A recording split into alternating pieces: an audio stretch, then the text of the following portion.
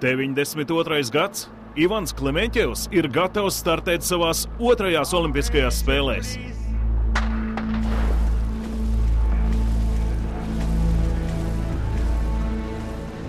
Kanoē sacensību fināls. Pirms 4 gadiem zem PSRS karoga Klemenķevs kļuva par olimpisko čempionu. Es aizgāju no starta tikai ar 6. pozīciju. Un pēc tam, kad jau pēc 300 metru pēc starta jau izvirzies uz 3. pozīciju un tā gāja. Bet priekšā man tur gāja bulgārietis, arī Nikolai Buhāli, kad iepriekš pasaules čempionātā viņš bija 2. un es biju pasaules čempionāts.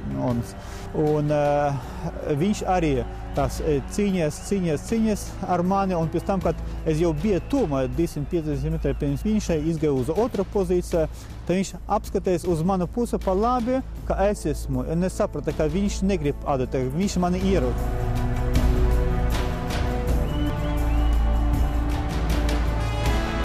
Barcelonas olimpiskajās spēlēs Ivans Klemenķevs izcīna 2. vietu – sudrabu.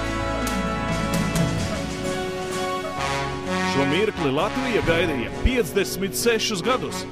Pirmā medaļa Latvijai olimpiskajās spēlēs pēc neatkarības atjaunošanas. Neatkarīgi vai bronza, vai sudraba, vai zelts, 100 000 cilvēku sapņa par to, un viņi nevar uzkapt uz piedestā. Tu stāv, nevar padoties uzreiz. Vienmēr vajag cīnīties līdz galam, tāpēc, ka viss ir iespējams savu dzīvi. Vajag cerēt uz to, vajag darīt arī savu darbu un strādāt. Ivans Klemenķevs mājās atgriezās kā varonis.